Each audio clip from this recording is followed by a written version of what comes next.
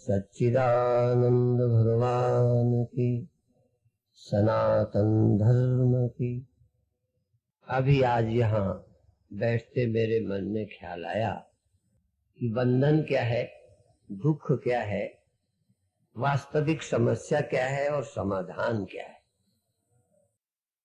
हर साधक का अपना एक स्तर है जो संक्षेप में अंदर अनुभव हुआ, वो ये कि हो में दीर्घ रोग है।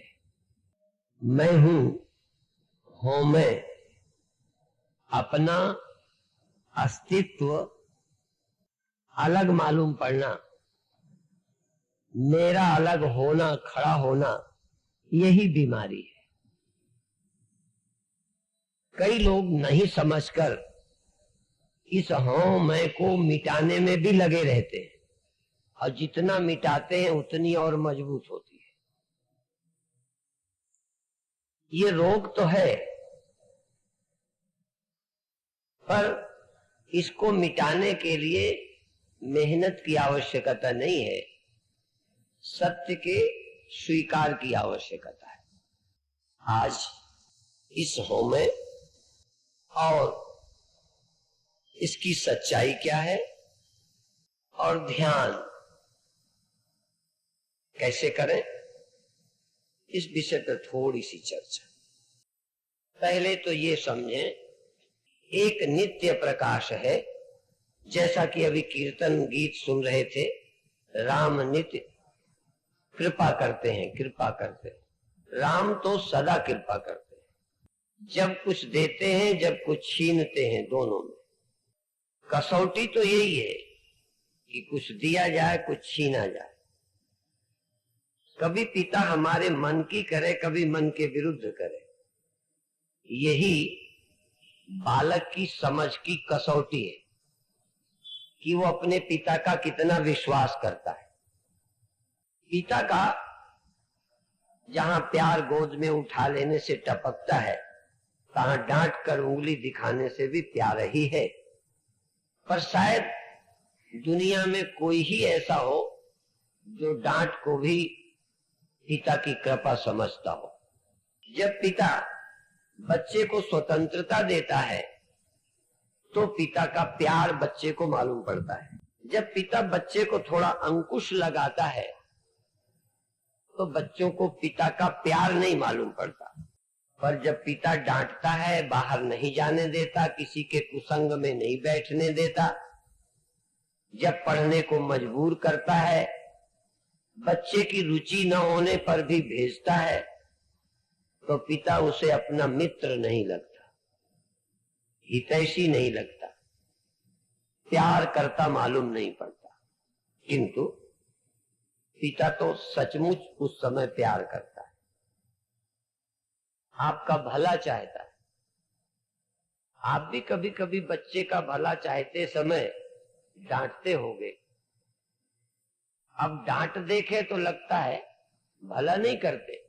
कभी कभी आपके डांटने में दूसरे को तरस भी आता है कि बच्चे को डांटना नहीं।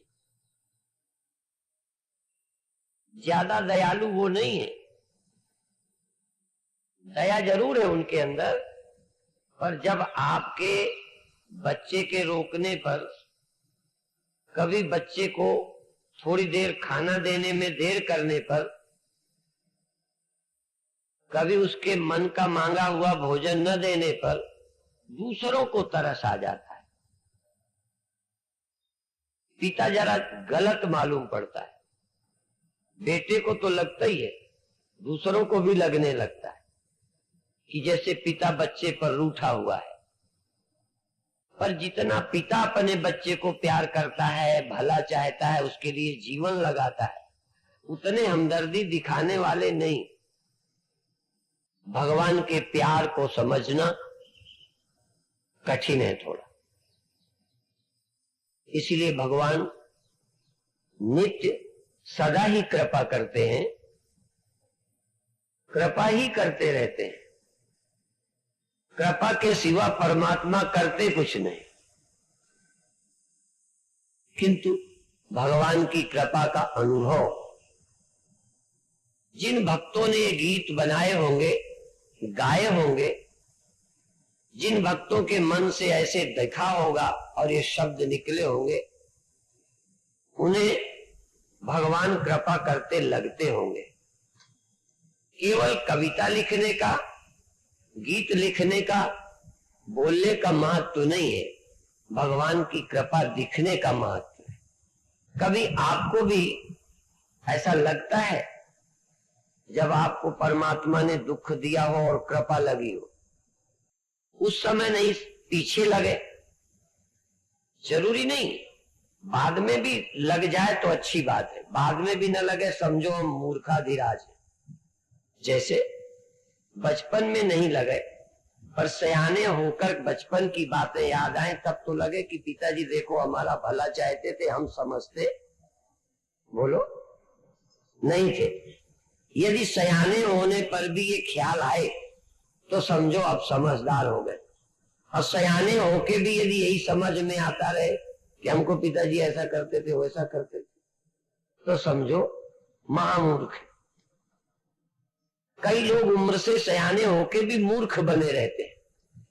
कई उम्र के अधिक आते ही कुछ अकल भी बढ़ जाती है और समझते हैं। जो मनुष्य ये समझने लगे कि भगवान कृपा करते हैं, समझो ये सयाना आदमी है। अब इसका बचपना गया, ये नासमझी के दिन गए, अब इसे लगने लगा कि भगवान कृपालु हैं, दयालु हैं, कृपा करते हैं। जिसको सयाना होके भी अभी भगवान की कृपा नजर नहीं आती।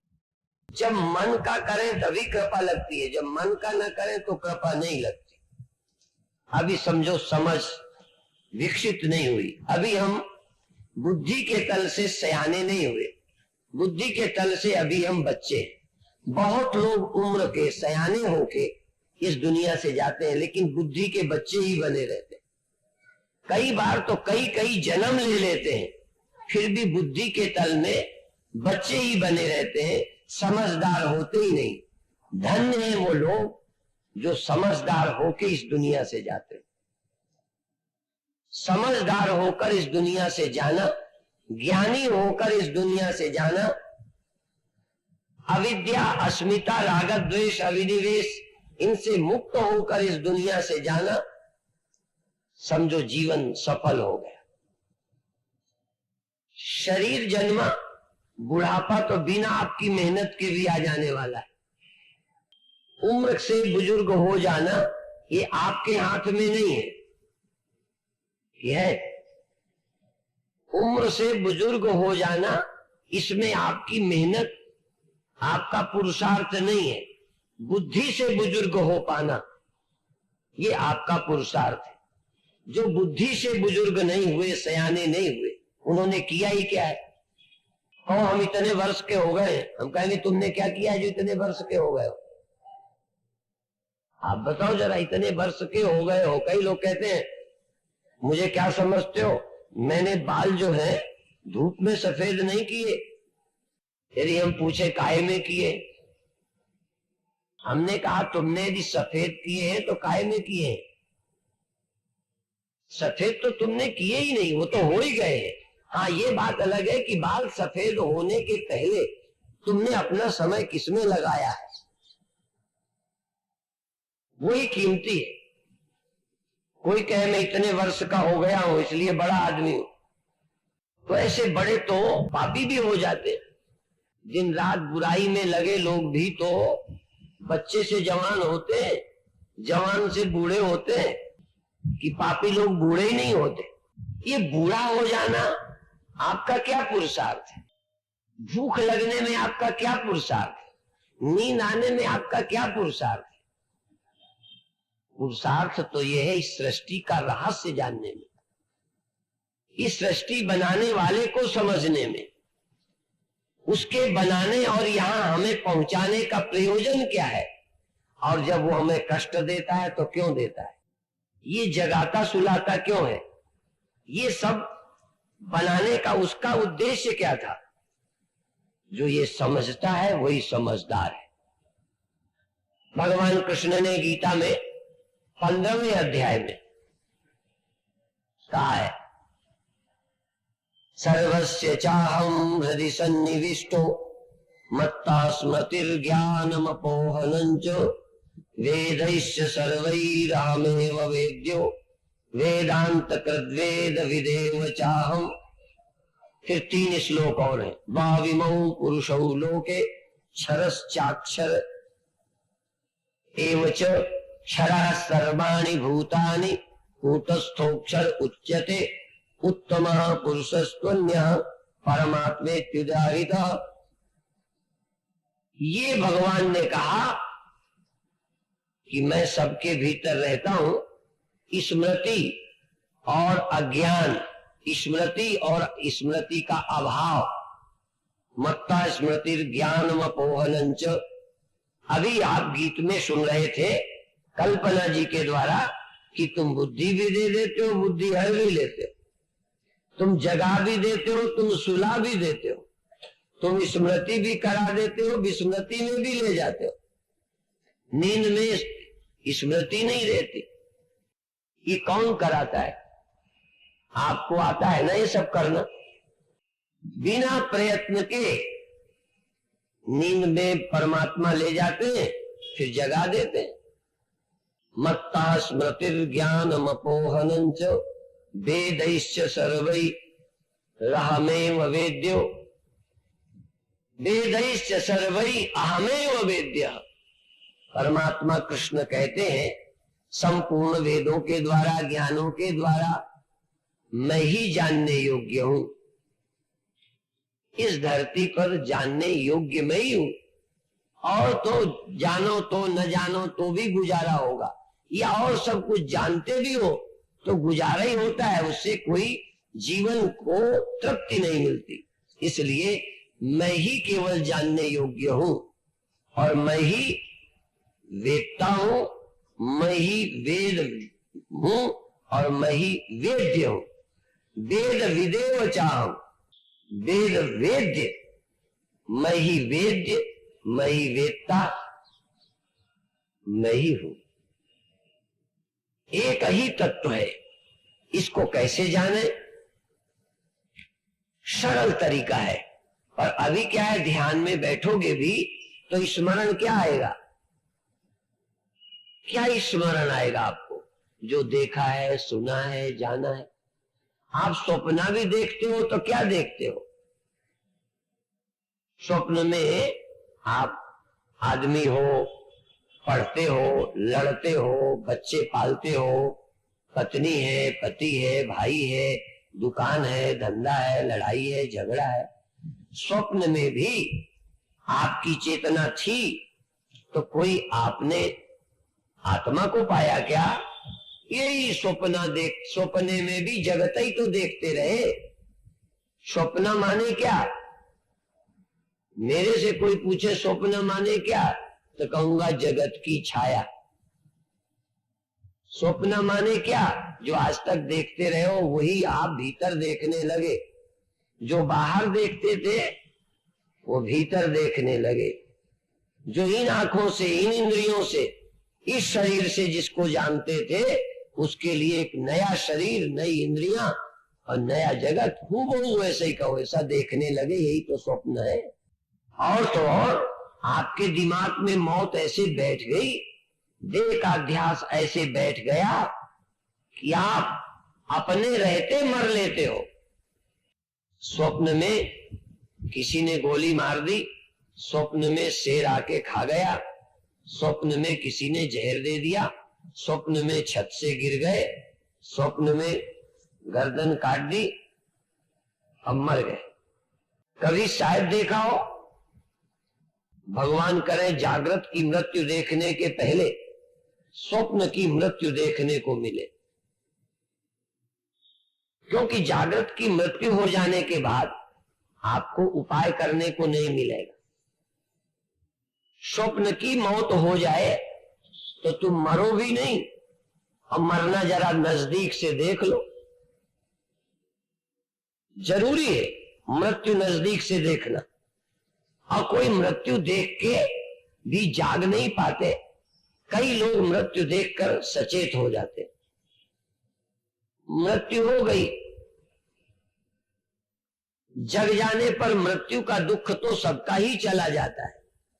कोई भी स्वप्न में मरा हो, नींद टूटी कि बच गया, बचने के सुख अनुभव होने लगे। लेकिन यह बच जाना बहुत महत्व का नहीं है। स्वप्न में मर गए थे, नींद खुल गई, बच गए, इससे क्या हो गया? कोई आत्मज्ञान हो गया। अब आप विचार करो तो बात बनेगी। बहुत गहरा विचार यह है कि स्वप्न में जब तुम मर गए थे, जग गए तब बच गए, ये तो एक मूर्ख भी मान लेगा। बात को जरा समझे। जग जाने पर मैं बच गया, ये तो एक मूर्ख व्यक्ति भी जगकर मान लेगा। जगकर मैं बच गया इतना ही नहीं, जगकर ये देखना है कि क्या उस समय मर गए थे। अब मैं बच गया नहीं, अब मैं बच गया तो कोई भी मानेगा। लेकिन जगकर ये सोच पाना कि मैं तो उस समय भी मरा, जब मैं मरा देख रहा था तो वहां तो मेरे सिवा कोई देखने वाला था ही नहीं, और लोग भी जो दिखे थे वो मेरे ख्याल के थे। वहां सच्चा केवल मैं ही था। यहां तक सबको जीवित रखने वाला, मुर्दे को भी मुर्दा जानने वाला, अपने को भी मुर्दा मानने वाला जीवित मैं ही था उस समय कि स्वप्न में मर गए थे। फिर सोचो, ध्यान में बैठकर ये सोचो कि स्वप्न में यदि मौत का स्वप्न हुआ था तो जग के तो बच ही गए, इसमें तो दो राय नहीं। हम ये चाहते हैं कि तुम देखो कि स्वप्न में भी जब मरा देख रहे थे तो मरे थे या नहीं मरे थे। आप क्या उत्तर निकालते हैं? यदि आपकी बुद्धि कहे कि नहीं, स्वप्न में तो मैं मर ही गया था, तो ये आपको अनुभव होता है कि मैं मर गया था, पर उस समय मर गए का ज्ञान, उस समय मर गया हूं, मर गए का दुख, मर गए का ज्ञान किसे हो रहा था? तुम्हें या तुम्हारे अतिरिक्त किसी और को? यदि ज्ञान तुम्हें ही हो रहा था तो तुम मरे थे कि मृत्यु के साक्षी थे? मृत्यु थे या मृत्यु के जीवन थे? मृत्यु को जीवन तुमने दिया था और अपने द्वारा मृत्यु को जीवित करके अपने ऊपर मरने को ओढ़ रखा था। वो मृत्यु तुम्हारा ख्याल था और बिना आपके हुए आप मृत्यु भी अनुभव नहीं कर सकते थे। आप अपनी उपस्थिति में मृत्यु देखकर अपने को मरा जानते थे और मरे को जानने वाले भी तुम ही थे। पर जानने वाले आप थे तो मरे कहां थे? कम से कम जग के तो यही विचार करो कि उस समय जब मरा जानता था तब भी मैं मरा, ये तो सोचो। इसी तरह से ध्यान में जब बैठो तो जब बाहर देखते हो तब देखो, जब बाहर देखना बंद कर देते हो तब देखो, जब दिखना बंद हो जाए तब देखो, जब सुनना बंद हो जाए तब, जब जानना खो जाए तब, जब ऐसी बेखबरी सी आ जाए जैसे पता ही नहीं हम कहां आ गए, उस समय भी प्रश्न करो। जिज्ञासु वो है जो प्रश्न को नहीं छोड़ता, इंद्रियां छोड़ देता है, देह छोड़ देता है, प्रश्न नहीं छोड़ता, जागने की इच्छा नहीं छोड़ता। ध्यान में गए, शुद्ध नहीं रही, बेशुद्ध हो गए। अब आप खुद प्रश्न करो कि बेशुद्ध हो जाना अनुभव में आया है या यूं ही झूठ बोलते हो? ध्यान में बेखबरी आ गई, ध्यान नहीं रहा, पता ही नहीं था क्या हुआ, उस स्थिति में भी तुम मौजूद थे, तुम उस अवस्था के चश्मदीद गवाह हो तुम स्वयं उस अवस्था के साक्षी हो या यूं ही बता रहे हो? यदि तुम साक्षी हो तो तुम बेखबर कहां हुए? बेखबरी भी आरोपित है। जैसे रात का समय हो, लाइट एकदम चली जाए, अंधेरा हो जाए, तो हर व्यक्ति ये बोलता है कि अब दिखता नहीं, अंधेरा हो गया, अब दिखता नहीं। तो नहीं दिखना सच्चे अर्थों में नहीं है, नहीं दिखना आरोपित है, झूठ है। एक दृष्टि से केवल कह रहे हो कि नहीं दिखता, दूसरी दृष्टि से अब भी दावे से कह सकते हो कि मुझे दिखता है। जैसे अंधेरा हुआ, नहीं दिखता, क्यों सच है? दोनों बातें कहो। नहीं दिखता ये भी सच है। क्यों? क्योंकि जो लोग दिख रहे थे अभी प्रकाश में, अंधकार होने से नहीं दिखते, बिल्कुल सच है, नहीं दिखते। लेकिन ये भी सच है कि अभी भी आपको दिख रहा है कि अंधेरा है। आपको संसार की चीजें नहीं दिख रही कि अंधेरा भी नहीं दिखता? तुम बोलो अपना अनुभव, पढ़ी पढ़ाई बात नहीं। ईमानदारी से अंधेरा दिखा करता है कि अंधेरा बिना दिखे आपने कहना शुरू किया है? बोलो। तो अंधेरा जब दिखता है तो अंधेरे का नियम है। जैसे ये देखो, मेरे हाथ में क्या है? बोलो। तो अब आपको नहीं दिखता क्या? अब देखो, जब मैंने भीतर की चीज को पूछा तो आपसे नहीं दिखता, तो आपने कहा नहीं। अब मैं पूछूं कि आपको दिखना बंद हो गया क्या? आप कहोगे दिखना तो बंद नहीं है। ये आपको दिखता है कि नहीं? बोलो।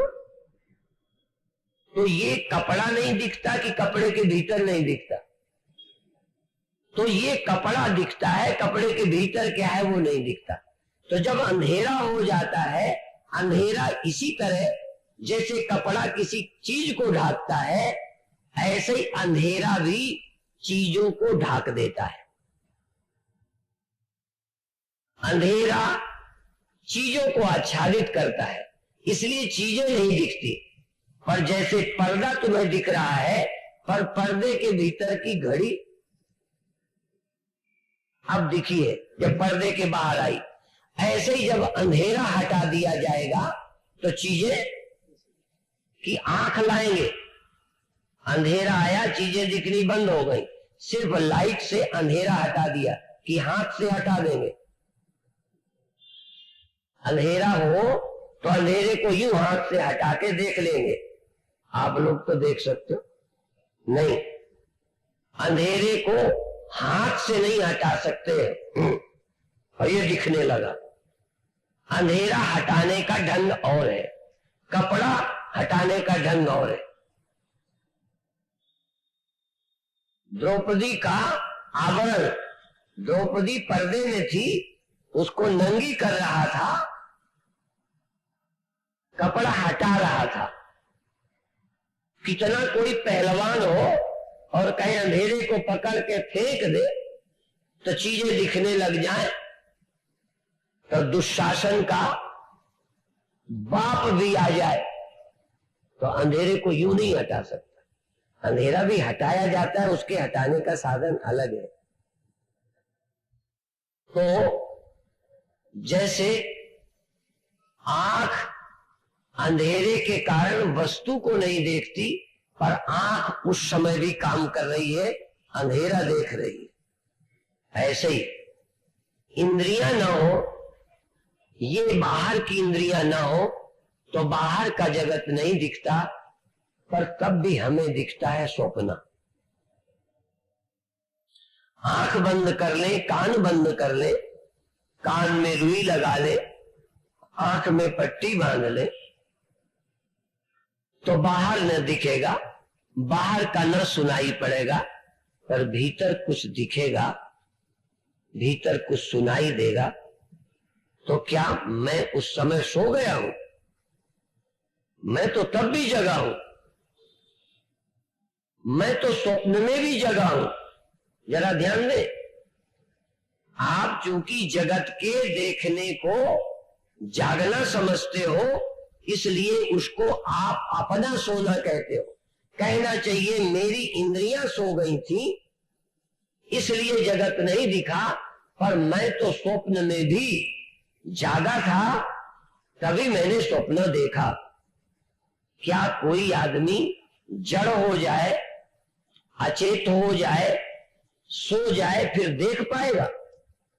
इसका मतलब मेरी ये इंद्रियां सोई थी, जिसको आप स्वप्नावस्था कहते हो, उसमें इंद्रियां सो जाती हैं, आप नहीं सोते, तभी आप स्वप्न देखते हो। और भी और गहराई तक जाओ, जब गहरी नींद होती है तब भी आप कहते हो मैं सो गया था। और ध्यान दोगे तो आपसे उत्तर निकलवाना पड़ेगा कि उस समय भी आप नहीं सोए थे। सबसे कठिन बात है ये समझना। जैसे जागृत में आप जगे कहते हो, स्वप्न में आप अपने को सोया कहते हो। सब लोग कहते हैं हम सोए थे, लेकिन आप कभी ये क्यों नहीं सोचते कि आप स्वप्न क्यों देख रहे थे? यदि मैं इधर को देखता हूं, अब मैं इधर से मुड़कर इधर देखने लगा, तो अब मेरी नजर नहीं है ना? बोलो, नजर है इधर जो देख रहा हूं,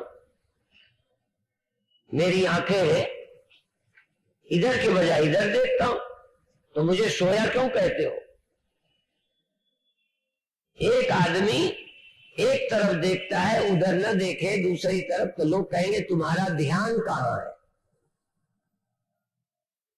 इधर ध्यान नहीं है, इसका मतलब ध्यान नहीं है। यदि मेरा ध्यान इधर ना हो इधर हो, तो वो क्या है?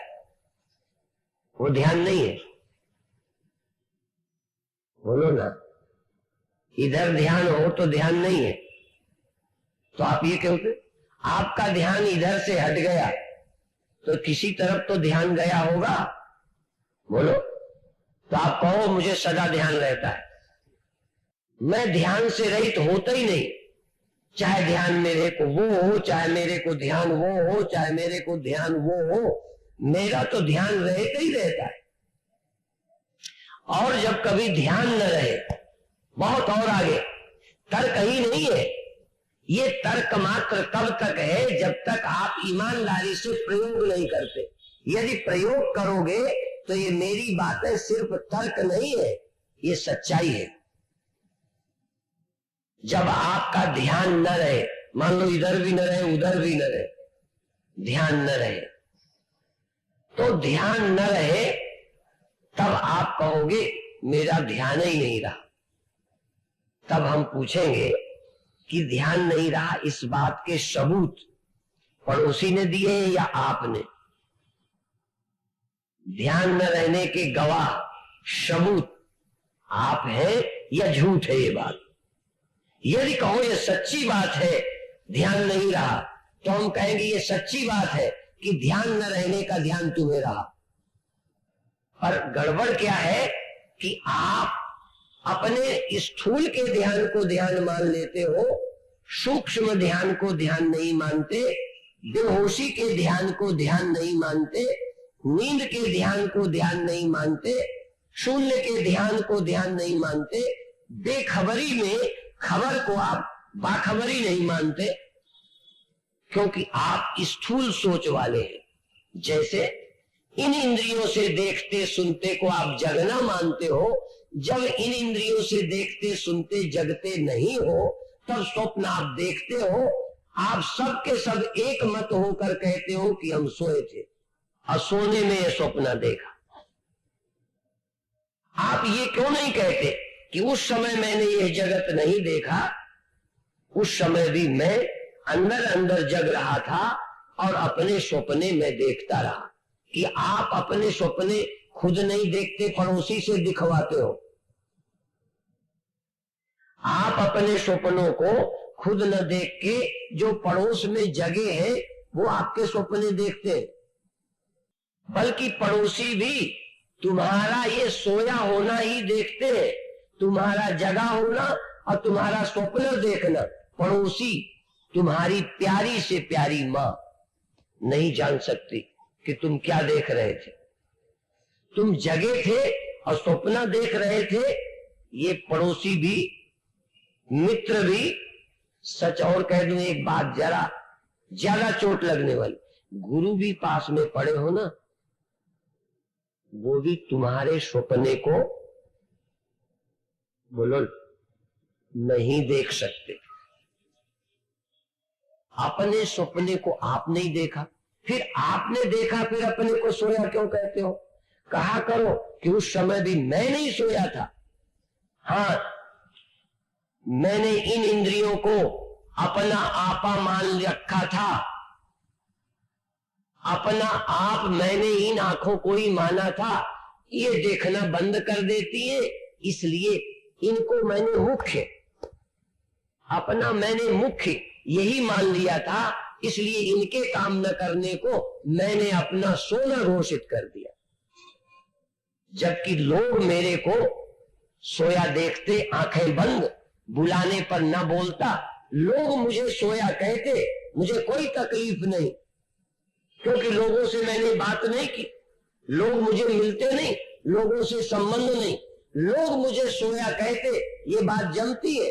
पर मैं भी जब कहता हूं, फिर जग के जब इन इंद्रियों के साथ आ जाता हूं वहां से, तो जब मैं भी मान लेता हूं सो गया था, तब मैं कहता हूं ये सबसे बड़ा अपराध। उस समय मुझे जग के अर्थात इस देह के साथ आने से जब वो कहते तुम सो गए हो, तो मुझे कहना था नहीं सोया। और इसीलिए कभी कभी होता भी है, और भी बता दूं, कभी कभी सभा में तुम ऊँघ जाओ, होता है ऐसा। सभा में तुम ऊँघ जाओ और पड़ोसी तुमको कह दे, तुरंत आप गुस्सा होके कहोगे मैं सोया थोड़ी था। वो ठीक कहते हो, उस समय तुम ज्यादा सच बोलते हो। जब पड़ोसी कहता है सो गए थे, पड़ोसी तुम्हारी गर्दन देखता है, झटके देखता है। हम भी देख लेते हैं, प्रवचन नहीं सुन रहा, गर्दन लटक गई, और कभी कभी फिर नींद खुल जाती है, नींद खुलते फिर यूं यूं करता है। इतना दिमाग चल रहा है कि पड़ोसी यदि भ्रम करता हो सोने का, तो सिर हिला के सिद्ध करता है कि मैं सोया नहीं। कभी कभी टांग हिलाने लगता है, और टांग हिलाता है, यूं यूं करता है, और फिर जब वो यूं हिलाने में फर्क पड़ता है, थोड़ा सा हिलने का स्टाइल बदलता है, ऐसे ऐसे करते, और जहां हिलने में फर्क पड़ा तो हम देख लेते हैं कि अब झटका मारने वाला है, देखना। और जहां उसने झटका मारा, तहां फिर उसने गर्दन। अब देखो, मैं ये नहीं कहता सोया नहीं, मेरा एक तल जो मेरा था, जिसको मैं अपना समझता था, मेरे ही साथी थे, मेरे अंग थे, मेरे अंग, आंख मेरी अंग, कान मेरे अंग, मेरे अंग मुझे छोड़ गए, मेरे साथी सो गए। जरा ध्यान दो, मन बहक जाएगा तो नहीं समझो, मेरे साथी ही सो गए। तो जब मेरे साथी सो गए, उनके थ्रू जो मैं काम करता था वो बंद हो गया, इसलिए मैं गर्दन को संभाले था। अब वो एक हिस्सा गया। कभी कभी तो ऐसा आसन बढ़िया ढूंढ लेते हैं, ऐसे बहुत अच्छा आसन होता है, तिपाही बनाई, अब झटका भी नहीं लगेगा। प्रवचन में बैठे एक झपकी मार ली, न तुम्हें प्रवचन सुनाई पड़ेगा, बाहर की दुनिया से तुम गए। जरा ध्यान दो, बाहर की दुनिया से संबंध छूट गया, क्योंकि इस दुनिया से संबंध जोड़ने के लिए ये इनके साथ आपका होना जरूरी है। इनके साथ जब होते हो उसको जागृतावस्था बोलते हैं। जरा ध्यान रखो, जागृतावस्था की परिभाषा है, लक्षण है, जब ये जीव जगकर इनके साथ होता है तब इसको बोलते हैं जागृतावस्था।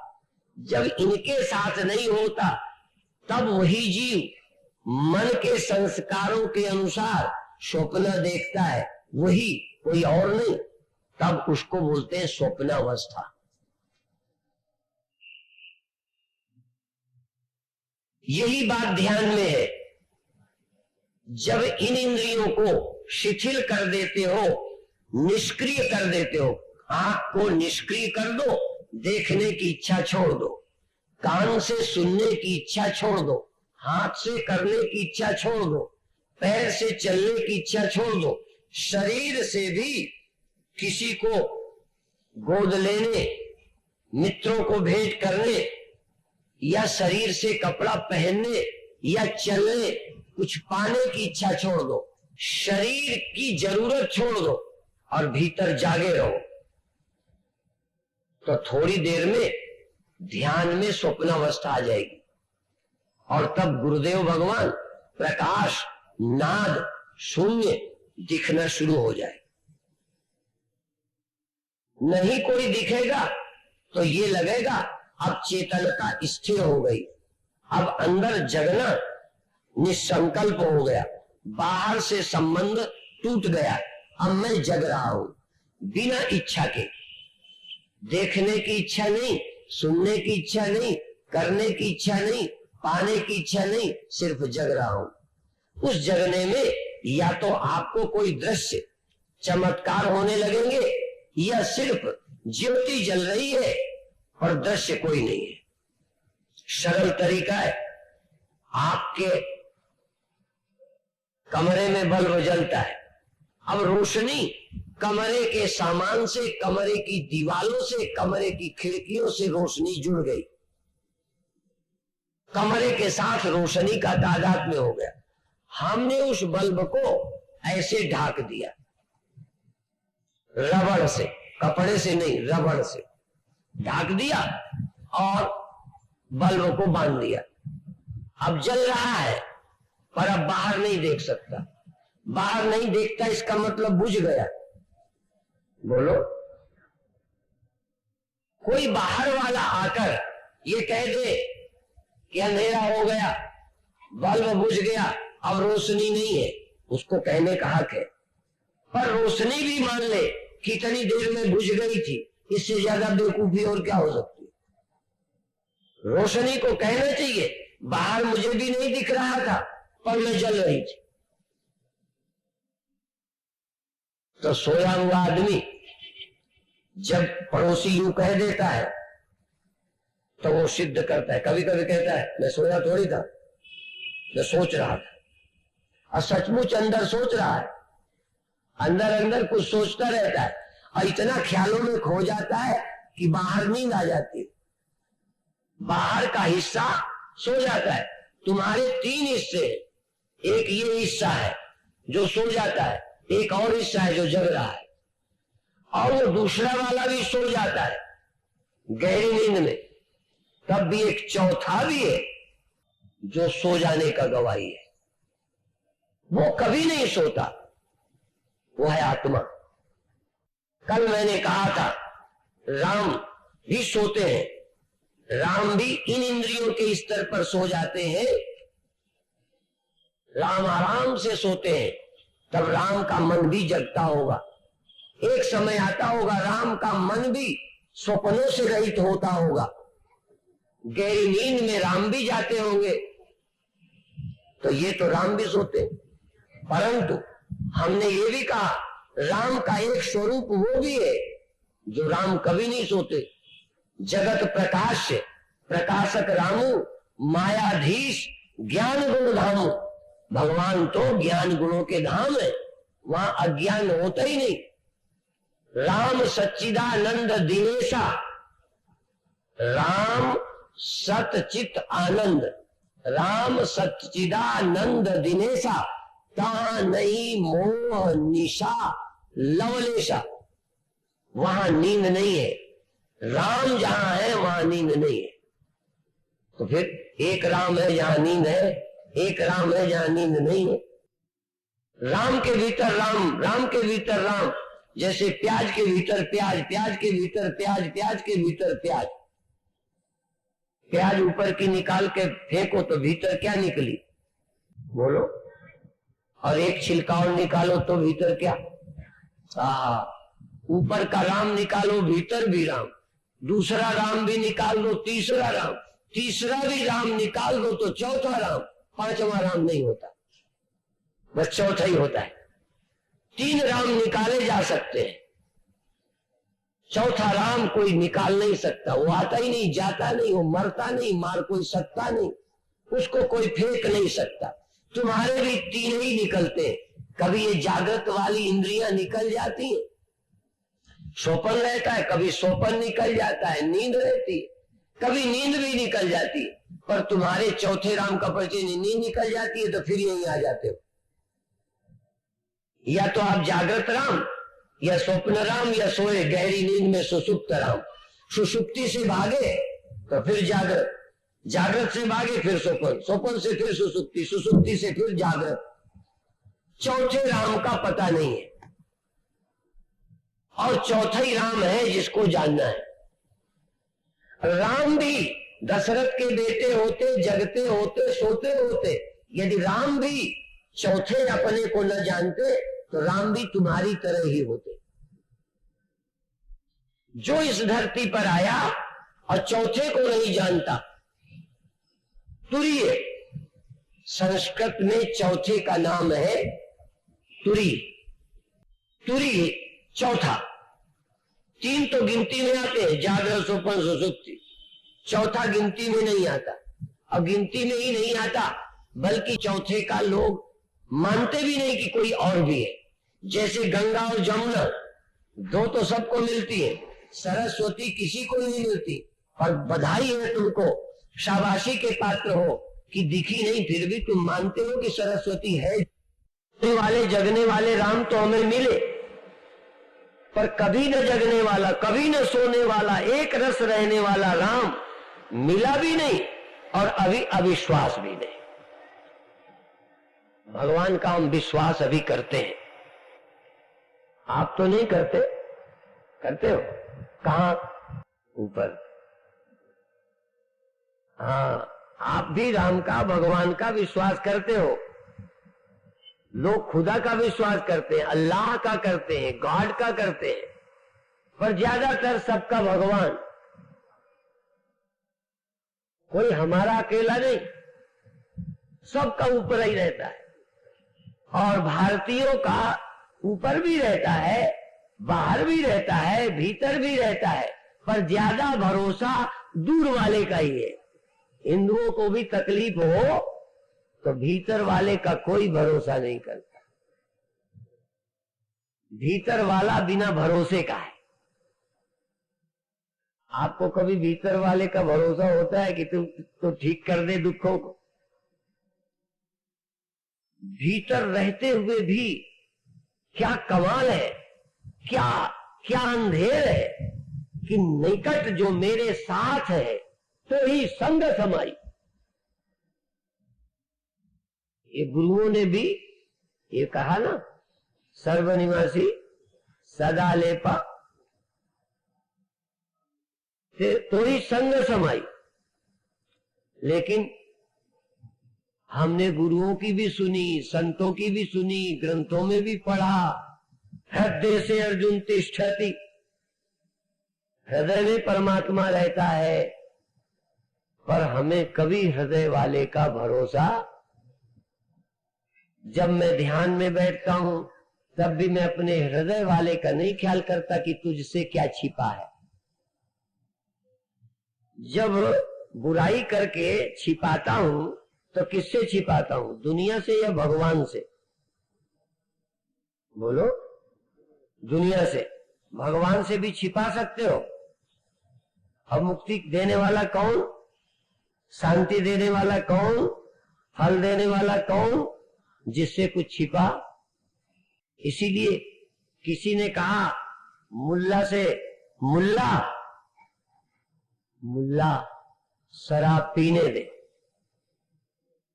मुल्ला शराब पीने दे मस्जिद में बैठकर,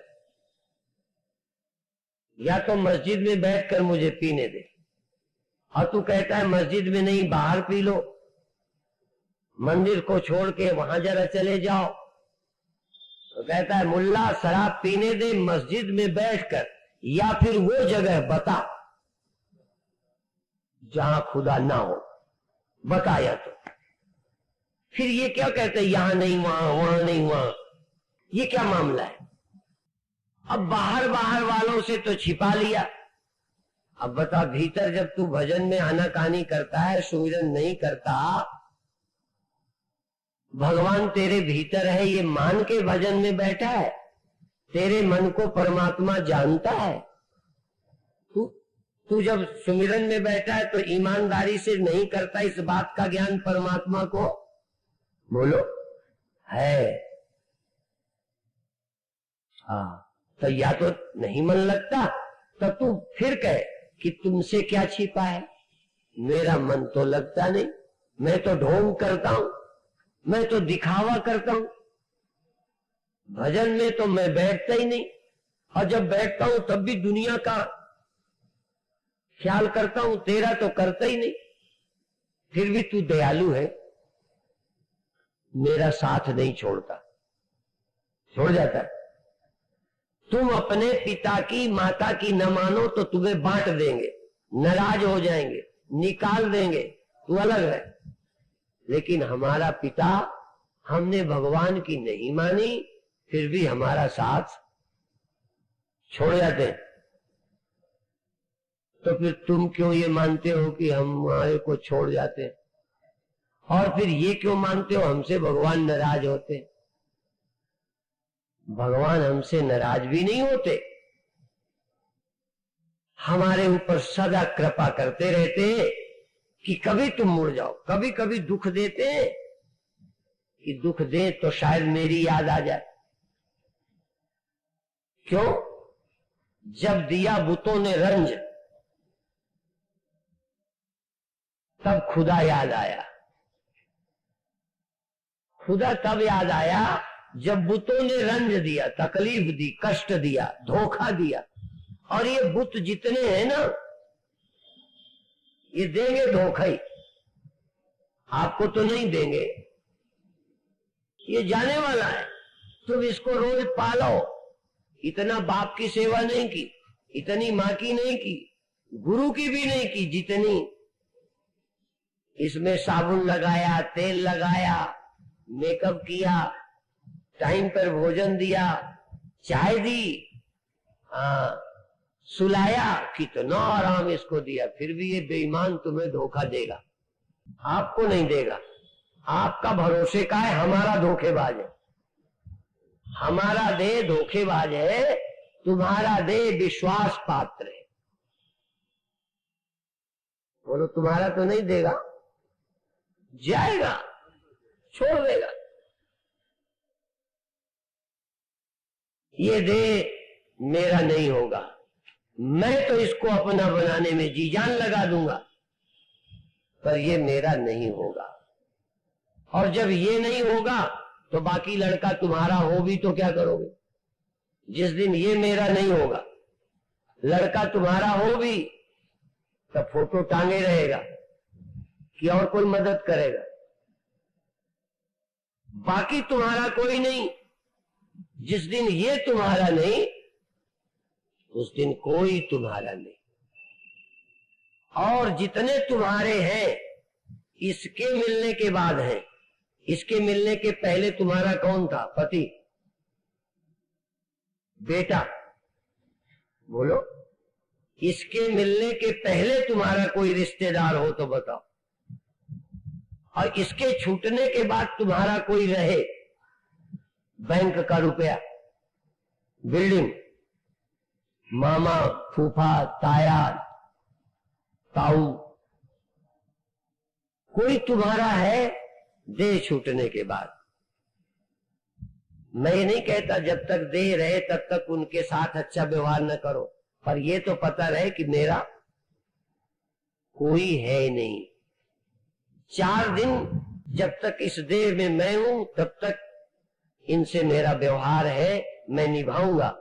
ट्रेन में जब तक मैं बैठा हूं, किसी पड़ोसी से भी क्यों बिगाड़ूं?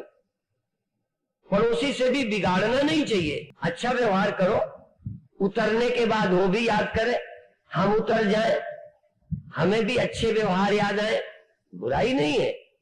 लेकिन ट्रेन में मिले हमारे बाप नहीं लगते। ट्रेन के उतर जाने के बाद कोई मेरे घर आने वाले भी नहीं है। जब यहां से जाओगे मेरे साथ कोई चलने वाला नहीं है, तो फिर हम कहां से आए थे और देह छोड़कर कहां जाएंगे? वो जगह कौन है, कहां है? और अभी भी देखो, जगते हो तो देह से जुड़ जाते हो, स्वप्न में इस देह से तुम्हें मतलब नहीं रहता, तुम भी कम नहीं हो।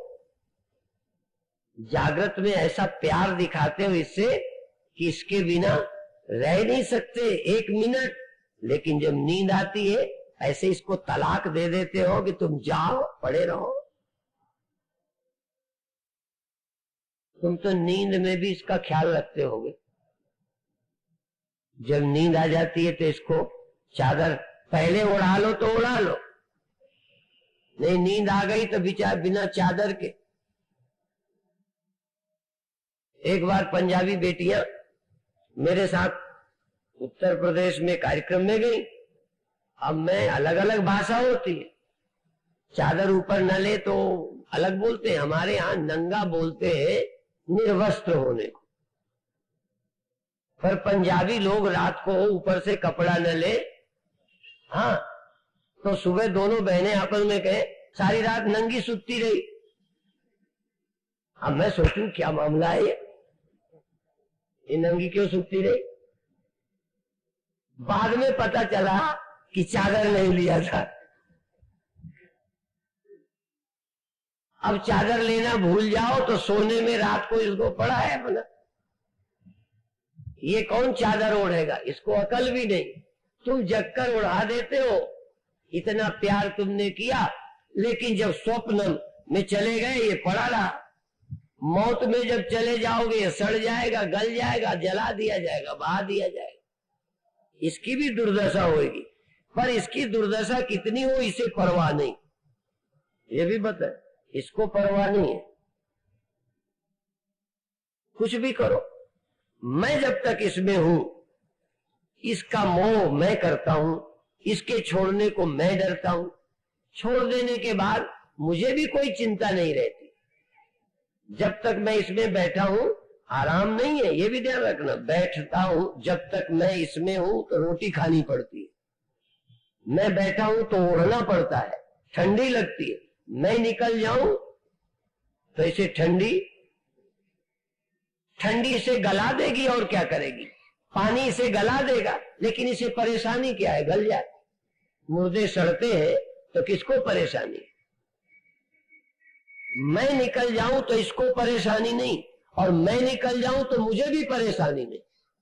ये भी मैं बताऊं, जब तक हम इकट्ठा बैठे हैं तभी तक मौत, तभी तक दुख, तभी तक भूख प्यास, मौत भी सताती है जब तक मैं इसके साथ बैठा हूं। इसको मैं छोड़ दूं ना तो न मेरी मौत न इसकी मौत। छोड़ के देख लो, तुम्हें कोई भी सताने वाला नहीं, मौत भी नहीं आएगी। फिर मौत भी तभी तक आती है जब तक मैं इसके साथ बैठा हूं। इससे अलग हुआ न काल, न भूख, न ठंडी, न प्यास, न औरत, न बच्चा, कुछ चाहिए ही नहीं। देह में बैठता हूं तो देह की आवश्यकताएं घेरती है। यहां तक मैं शेर के देह में बैठूं तो मैं मांस खाऊंगा।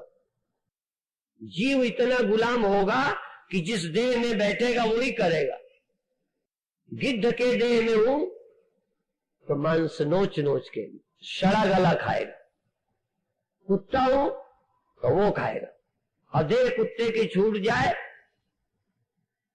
तो दूधाहारी भी नहीं रहेगा, शाकाहारी भी नहीं रहेगा। बकरियां पत्तियां खाती है, बकरियों के देह में जीव होगा तो बेचारा जो बकरी के देह को उपयुक्त है वही खाएगा। पशु के देह में हुआ तो काम के नियम बदल गए। पशु के देह के बजाय मनुष्य देह में होगा तो काम के नियम बदल गए। ये देख लो। इसलिए ये तो शरीर के कारण है और मरने का ख्याल भी शरीर के कारण आया है। शरीर का ख्याल छूट जाए तो मौत का ख्याल भी नहीं कर सकते। मौत क्या चीज है यदि शरीर न हो? तो जिस शरीर के कारण मौत है, जरा ध्यान दें, उसी को तुम प्यार कर रहे हो और इसलिए ही कर रहे हो कि ये बना रहे तो मैं बचा रहूं। और यदि शरीर छोड़ दो तो मौत को भी ललकार दो। तभी कबीर साहब ने कहा कि मौत के पहले ये मेरा नहीं है, इसलिए उन्होंने कहा काल के माथे पग धरूं सतगुरु के उपदेश। जिसने शरीर छोड़ने को अपना विवेक प्राप्त कर लिया, तैयार हो गया, वो काल को भी नहीं डरता। फिर काल क्या बिगाड़ेगा? फिर किस बात का काम, किस बात की भूख, किस बात की प्यास, किस बात की ठंडी, किस बात का रुपया और क्या जरूरत बिल्डिंग की? शरीर छूटा, सब छूट गया और हम शरीर छोड़ने को तैयार नहीं है। ठीक है ना? शरीर छोड़ने को तैयार हो गए राजी से, समझ के, मुक्त। शरीर छोड़ने को तैयार नहीं हो, यही मौत। अच्छा, जो तैयार नहीं है वो फायदे में रहेंगे ना?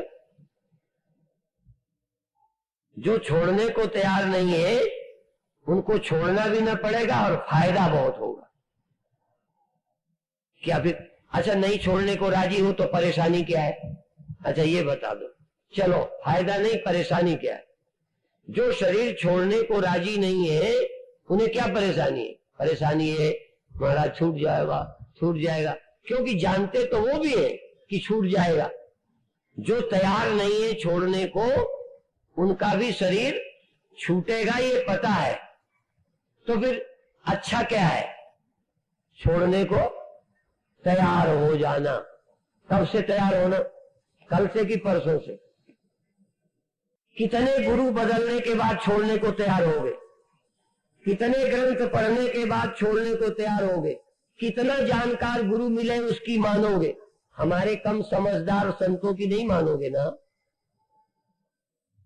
लो, हमें नहीं समझा आता तो इतना तुम्हें मानने में क्या तकलीफ है कि शरीर छूट नहीं है तो राजी हो जाए छोड़ने को, चिंता छोड़ दें।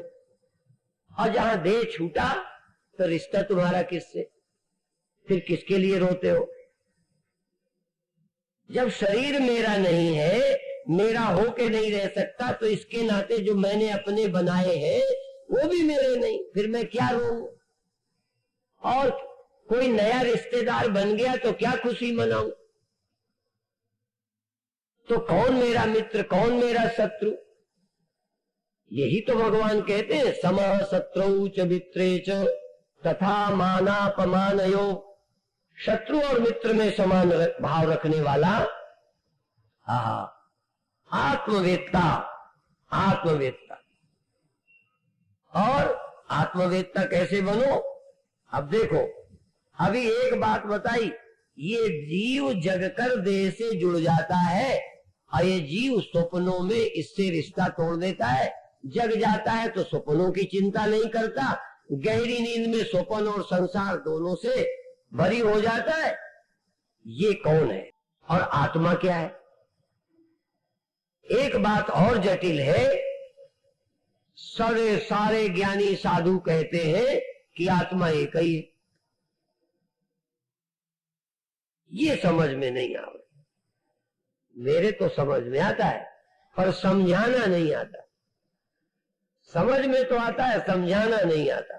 जैसे ये समझो, ये इतनी बड़ी, समझो ये ब्रह्म है, बहुत बड़ा ब्रह्म है, ब्रह्म ही ब्रह्म है। अब ये इस जगह है, ये छोटी सी जगह है, पर तुम हो, ये तुम हो। अब ये तुम हो और ये तुम नहीं हो। ये तुम नहीं हो, ये तुम हो। अब ये तुम्हारी ये जागृत अवस्था है, अब ये तुम्हारी स्वप्न अवस्था है, और ये तुम्हारी सुसुप्ति अवस्था है, और फिर जागृत अवस्था है। बस ये तीन अवस्थाएं तुम्हारी हो रही हैं। एक अवस्था में ये जगत होता है, एक अवस्था में स्वप्न होता है, एक अवस्था में सुषुप्ति होती है। यहां साथी वही, यहां भी वैसे ही होता है। ये दूसरी आत्मा है।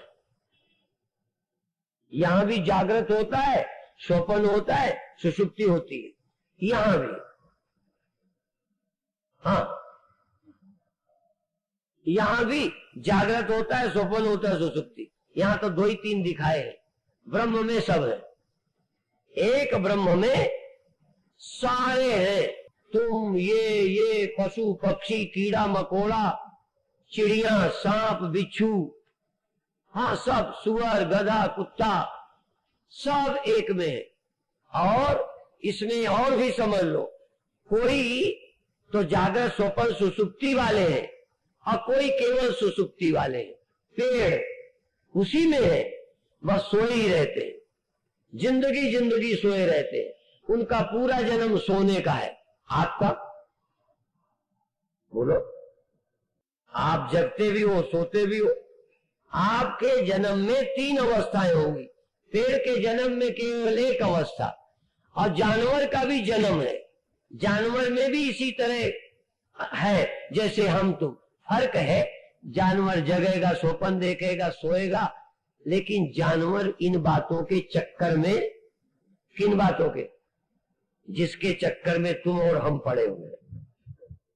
ये ब्रह्म, ये साफी, ये क्या, इस चक्कर में भैंस नहीं, कुत्ता नहीं, बस शरीर की जरूरत खा लेते हैं, शरीर की जरूरत काम का सुख भोग लेते हैं, शरीर की जरूरत नींद ले लेते हैं, और सबके नियम थोड़े भिन्न। घोड़ा सोता नहीं है बैठकर। आपने अच्छी नस्ल के जो घोड़े देखे हैं, वो 3 पांव खमा के एक ढीला कर लेता है, कभी उसको करके एक ढीला कर लेता है, सो लेता है। अब देखो, सोने का नियम सबका अलग अलग। चिमगादड़ देखा है ना, वो भी सोता है, पर क्या कमाल है उसका सोना, वो लटक के सोता है। तुम भी सो सकते हो। 1 लाख रुपया इनाम यदि तुम रोज लटक के सो और दिन भर घूमो फिर लटक के सो। 1 लाख रुपया लेना हो तो लटकना शुरू करो, करो प्रैक्टिस। क्या परमात्मा का विधान कि एक लटक के सोता है, एक पानी में सोता है, पानी के भीतर सो जाते हैं, एक नाले में पैदा होते हैं, नाले में जीते, नाले में जगते, नाले में वंश चलाते, और खूब मस्त है।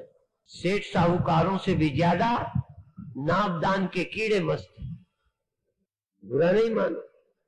और ये समझदार खोपड़ी संसार की सारी जिम्मेदारियां समझते हुए जिस दिन निश्चिंत हो ले, समझो बस यही भाग्यशाली है। इतनी समझ आपको मिली है। कीड़े मस्त है, कुत्ते मस्त है, जीव जंतु मस्त है। अब मैं क्या बताऊं, चौपाया, दोपाया, अंडज, स्वेदज सब मस्त है। जलीय जंतु, भूमि में पलने वाले पेड़ वनस्पति सब अपने ढंग से पैदा होते जीते, आत्मा सब में एक। जैसे तुम गहरी नींद में थे तब भी आत्मा थी, पर तुम्हें तब मुक्ति चाहिए नहीं। गहरी नींद में तुम्हें क्या करना, मुक्ति मुक्ति। स्वप्न में थे तब दुनिया तो थी, पर वहां विचार करने की, सोचने की क्षमता नहीं थी।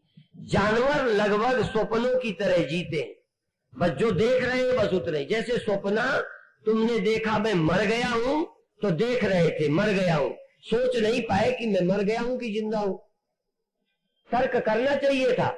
जब तुम मर गए थे और मरना तुम्हें दिख रहा था, मरने का तुम्हें दुख था, मरे पड़े थे, और जान कौन रहा था, बोलो।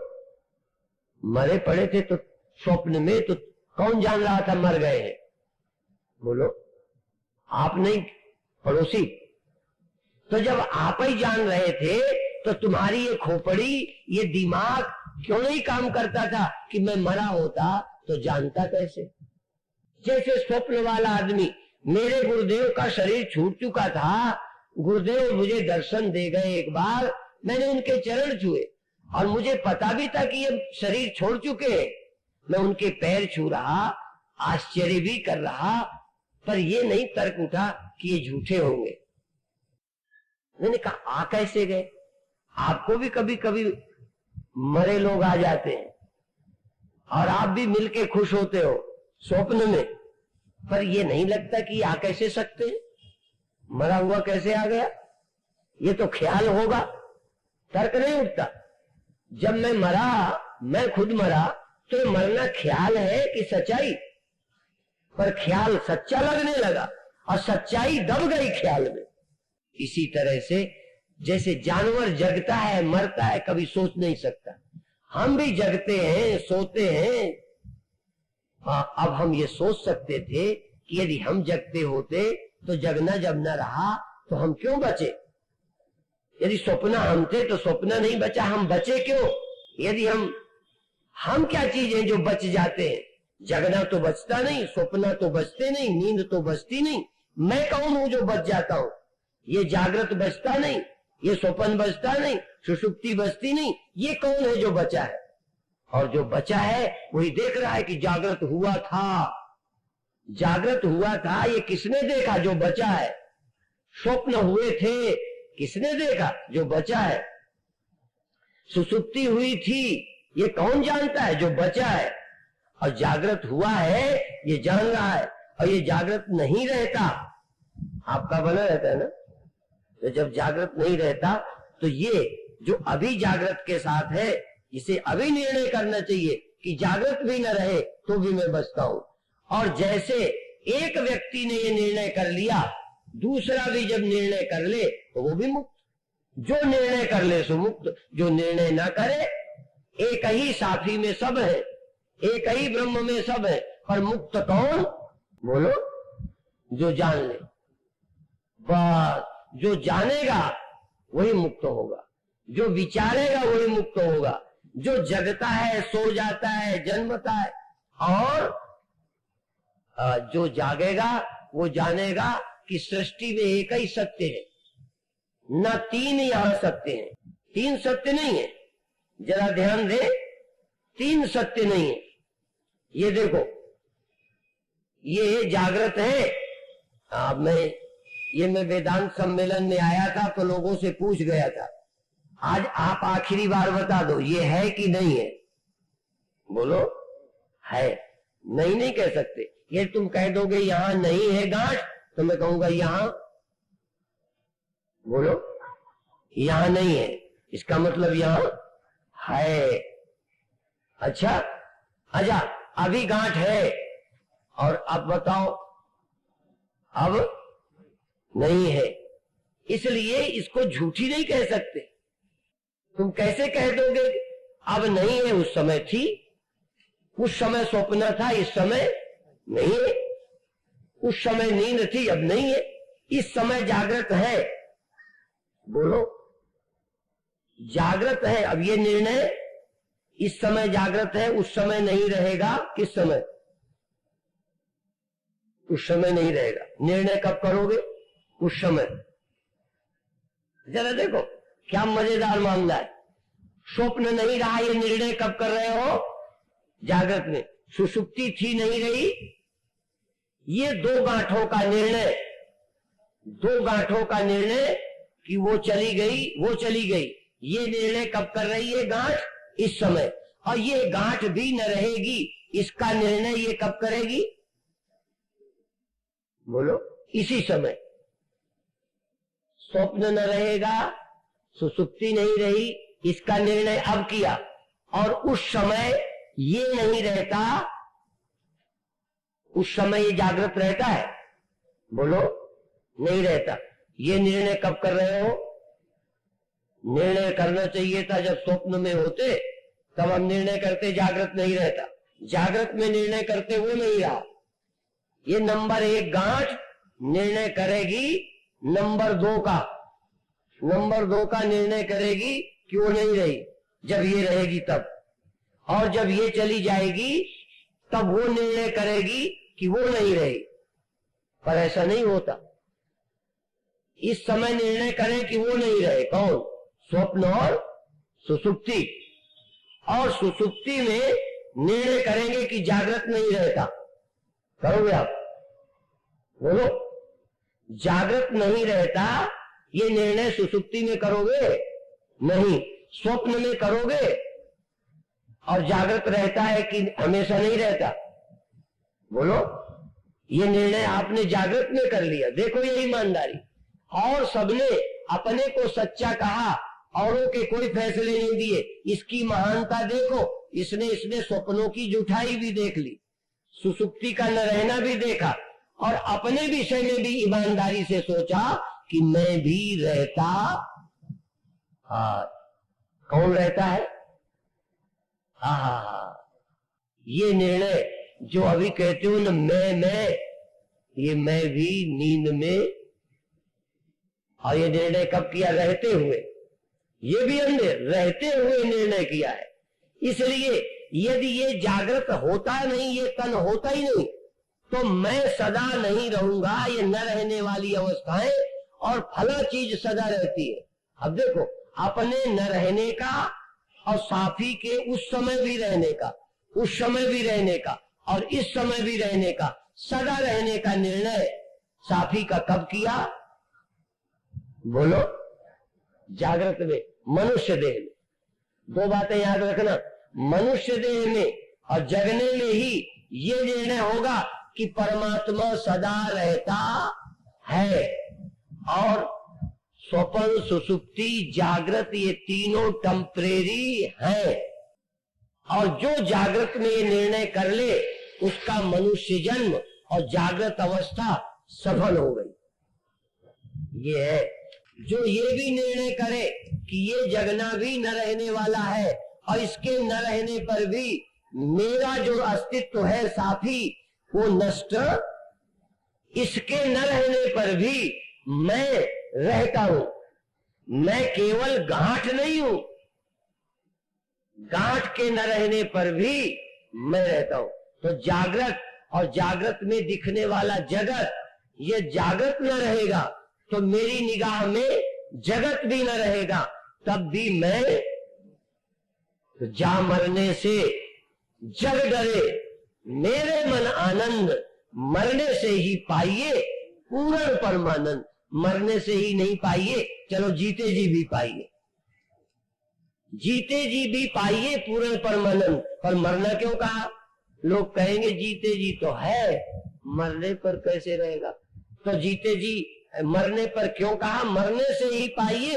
कहते हैं, इसलिए कहते हैं कि जीते में तो साफी का ज्ञान हो गया, मैं नहीं मरता जान गया, पर जब फिर जगता हूं तो टांगें दुखती हैं, जब जगता हूं तो भूख लगती है, जब जगता हूं तो लड़के हैं, दुकान करनी पड़ती है, जब जगता हूं तो ठंडी लगती है, गर्मी लगती है।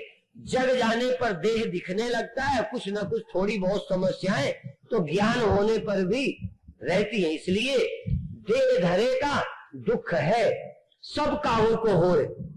ज्ञानी भोगे ज्ञान से, अज्ञानी भोगे रोए। तो इसलिए जो थोड़ा बहुत टांग टूंग का दुख है, दुकान न चलने का है, कहीं की दुकान नहीं चलती, तो हमारे पास वो भी आते हैं। तो हम कहते हैं, माता जी हमको तो एक ही बात आती है, ब्रह्म। और यदि तुम ब्रह्म को सच्चे मन से समझ लो तो गुजारा होने लगेगा। गुजारा तो मिलता है, कुत्ते का पेट भरता है, शुगर का पेट भरता है, चींटी का पेट भरता है। तुम्हारी दुकान कम भले चलती हो, तुम्हें रोटी मिलेगी। और बता दूं, तुम यदि बेईमान नहीं हो, चालाक नहीं हो, काहिल और कायर नहीं हो, तो रोटी तुम्हें मिलेगी। और बता दूं, न मिले इतने पर भी तुम्हें जिम्मेदारी लेता हूं केवल रोटी की। जिसको रोटी न मिल रही हो और जोड़ने में लगे हो, महाराज दुकान नहीं चलती, तो मैंने कहा ये शिकायत तो करोड़पतियों को भी है। कुछ न कुछ शरीर तो हमारा भी गड़बड़ करता है। मेरी भी टांगें दुखती है, मैं भी बीच में आसन बदलता हूं कथा में, तो कहते महाराज हमारी ध्यान बैठते टांग दुखती है। तो हमने कहा हम किससे रोए कि हमारी टांगें दुखती, हमारी भी टांगें दुखती है, तो हम तो नहीं रोने आते, दुखती है बदल लिया। कोई हमने ठेका लिया है कि पैर नहीं बदलेंगे? किसने कहा है पैर मत बदलो? किसने कहा है कि रीढ़ टेढ़ी सीधी न करो? किसने कहा? महाराज इतना ज्ञान हो गया, रोटी तो खानी पड़ती है। हमने कहा खानी हमें भी पड़ती है, तो अब हम कहां मरे जाते? तुम कहो बहुत प्यारा नहीं रहा तो थोड़ा अच्छा नहीं लगता। मैंने कहा मुझे भी थोड़ा अच्छा नहीं लगता। तुम तो सुनने ना आओ ना, तो भी लगता है इतना भला आदमी आज क्यों नहीं आया, हमें भी लगता है। लेकिन इस लगने से कल्याण नहीं रुकता। एक बार बात समझ में आ गई तो ये सब होता रहता है, खेल है, चलता है। ये खेल तो चला है, सब गुरुओं का चला है, संतों का चला है, महंतों का चला है, अवतारों का चला है।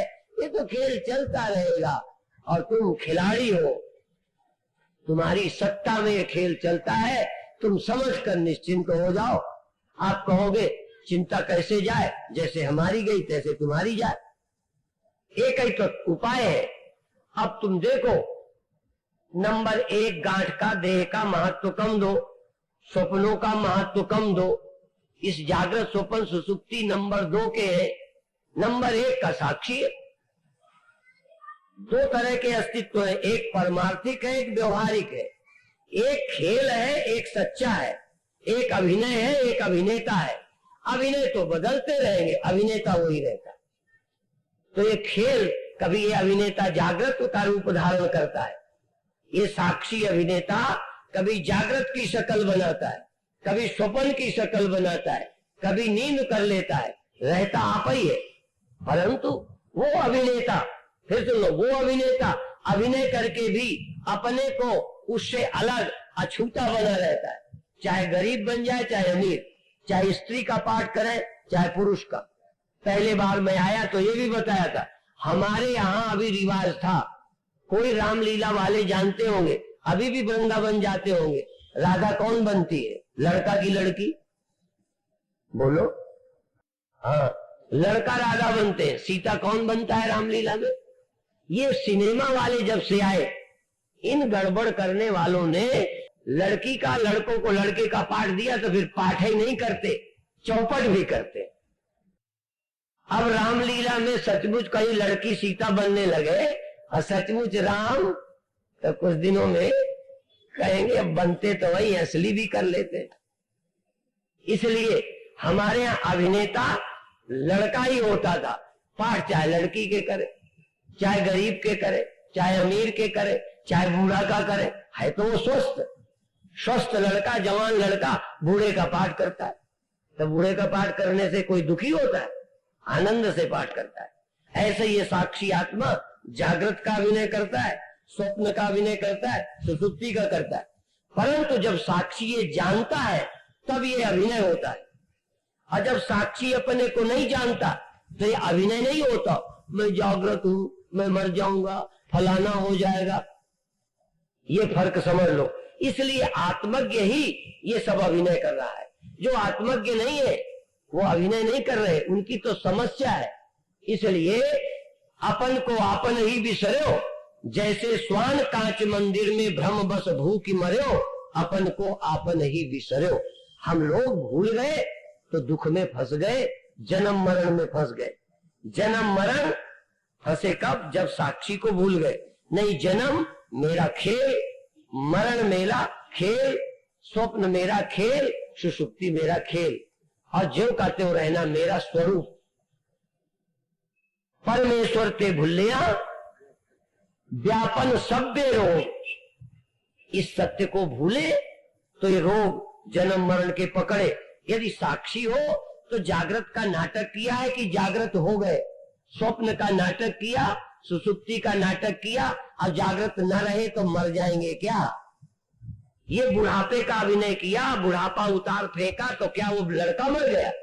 अभी अभी जानकी बना था, कपड़े उतारे तो लड़का न रहा कि जानकी न रही, लेकिन लड़का जानकी बना था, लड़का था। बूढ़ा बना था, जवान था, गरीब बना था, अमीर था, सुंदर था, असुंदर बना। कुरूप भी बनना पड़ता है, और कभी कभी कुरूप को सुंदर बनना पड़ता है नाटक में मेकअप करके। तो बन कुछ जाए, है तो जो वो है। आप क्या है? आप जागृत हैं क्या? जागृत तो आप थोड़ी देर को होते हैं कि आप परमानेंट जागृत हैं। तो जब परमानेंट जागृत नहीं है तो जागृत क्या आपका अभिनय नहीं है, टेम्परेरी?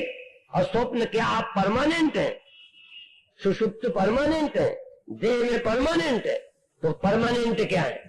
परमानेंट आप आत्मा है, परमानेंट आप ब्रह्म है, परमानेंट आप साक्षी है, और सब टेम्परेरी है, और सब नाटक है। असल में तुम सत्य हो, परमानेंट अधिष्ठान हो, परमानेंट पत्नी हो टेम्परेरी, पति हो टेम्परेरी, बेटा हो टेम्परेरी, गरीब हो टेम्परेरी, आए हो टेम्परेरी, जाओगे टेम्परेरी। ये दिखावा है आना और जाना। असल में तुम आते ही नहीं हो, असल में तुम जाते नहीं हो।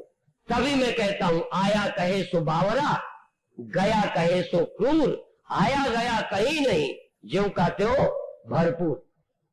अब ये बात, इतनी ऊंची कथा कई बार कई लोगों को लगती होगी कहां फंस गए। रामायण की चौपाई गाते, बाजा बजाते, तो मस्ती में हम सुनते, अब मजा तो आता कोई नहीं। अब हम बता दें, आपको मजा आए ना आए, पर हमको तो ये बात समझ के इतना मजा है कि जगना जाएगा, हमें चिंता नहीं। कोई मरे, कोई जीवे, चाहे स्वप्न मरे, चाहे जागृत मरे, चाहे सुसुप्ति मरे, परंतु जागृत को बधाई। जागृत के हम एहसानमंद हैं। क्यों? स्वप्न में ये हम समझ नहीं सकते थे, सुसुप्ति में ये समझ नहीं सकते थे, जानवर के देह में ये समझ, इसलिए हम इस नर्तन के ऋणी हैं। और नर्तन देने वाले उस खिलाड़ी के, उस अभिनेता के, जिसने मनुष्य का तन देकर समझने का मौका दिया, हम उसके कृतज्ञ हैं, आभारी हैं, उसको धन्यवाद देते हैं। तो मनुष्य का तन न देता तो हम न समझते। और स्वप्न और सुसुप्ति, स्वप्न और सुसुप्ति होती, जागृत न होता तो हम कभी न समझ पाते। और बधाई है प्रभु तुझे कि तूने समझे हुए संत हमें मिलाए। यदि हमें गुरु न मिलते तो रोज जगते और खाते पीते जीते, बूढ़े होके मरते।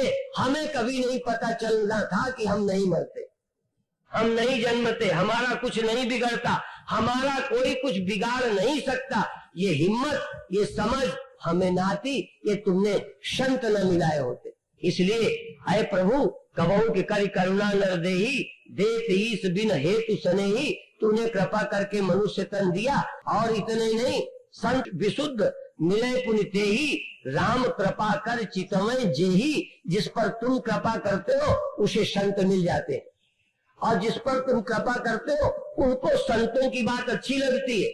नहीं, नचइयों की अच्छी लगती है, गवैयों की अच्छी लगती है, बुरा नहीं मानना।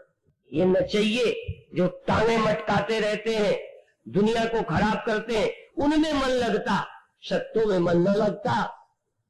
तो मैं बधाई देता हूं, ईश्वर का आभारी हूं उनके लिए भी कि जिनको परमात्मा ने ऐसी श्रद्धा दी है कि अभी समझ में नहीं आता, फिर भी इनको ये समझना जरूरी है, ऐसा लगता है। ये ध्यान रखो, संत नहीं मिलते, संत मिल जाए तो भाते नहीं, और भा जाए समझ में आता नहीं। पर धन्य है उनको जो समझ में ना आने पर भी लगता है बात तो अच्छी है कोई, ये भले आज समझ नहीं आती। पढ़ने गए थे, पढ़ना समझ नहीं आया था, परंतु पढ़ते रहे, पढ़ते रहे, पढ़ते रहे, आज विद्वान बन गए। तो समझ में पहले दिन नहीं आए तो क्या हुआ? यशपाल खन्ना जी हमको बताने लगे, कुछ लोगों को मैं लाया था तो बीच प्रवचन में ही वो चले गए। बेचारे लाए होंगे कि इनका भी भला हो जाए, पर भला कैसे हो जाए जिसको भगवान न चाहे? पता नहीं किस दुर्भाग्य से आ जाते होंगे, मन नहीं लगा बीच ही में उठ जाते। नाच होता तो न उठते, हाय हाय, पिक्चर से नहीं उठते। उपन्यास की किताब जब तक किनारे न लग जाए नींद नहीं आवे। ये सत्संग ही है जहां सबको नींद आवे, उठ जाने को मन करे, घर के काम 10 आ जाते हैं और पाप करने वालों को कोई काम नहीं, लाज भी नहीं आवे, घर वालों की परवाह भी नहीं रह जावे। सत्संगई में सारी परवाह भी आती है, पति क्या कहेंगे, पत्नी क्या कहेगी, घर वाले क्या कहेंगे। मैंने कहा पहले उन्हीं का कहना देख लो, मुक्ति अगले जन्म देख लोगे। आहा, धन्य है जो इतनी कठिन कथा, इतनी रूखी कथा, फिर भी आजकल डॉक्टर कहते हैं कि blood pressure, high blood pressure वाले नमक ना खाएं, तो फीका खाने की हिम्मत जुटा लेते हैं। डायबिटीज वालों को कहते हैं चाय फीकी पियो, मीठे के आदि भी फीकी को तैयार हो जाते हैं। मैं भी उन सभी साधकों को बधाई देता हूं कि ये परहेज वाली कथा, जिसमें न हंसी है न मनोरंजन है, ये सब छोड़कर ये रूखी रूखी बातें सुनने को बैठते हो। पर मैं इस बात के लिए और कहता हूं कि यदि रूखी रूखी बातें भी तुम्हें धीरे धीरे प्रिय लगने लगी तो मुक्ति को फिर तुम्हारे भगवान भी नहीं रोक सकते, भगवान नहीं रोक सकते। भगवान ने दे दिया, भगवान ने संत मिला दिया, और भगवान ने तुम्हें सुनने की ऐसी सद्बुद्धि दे दी और समझ में आने लगी, अच्छी लगने लगी, तो क्यों नहीं स्पष्ट होगा, आज नहीं कल होगा। और हमें तो बहुत टाइम लगा। आप आश्चर्य करेंगे, गुरुदेव के साथ 7 वर्ष रहने पर ध्यान नहीं लगा। लुधियाना में इलायची गिर मंदिर में मेरा ध्यान अकेले में लगा इतने वर्षों बाद। हम तो बहुत धैर्य रखते थे,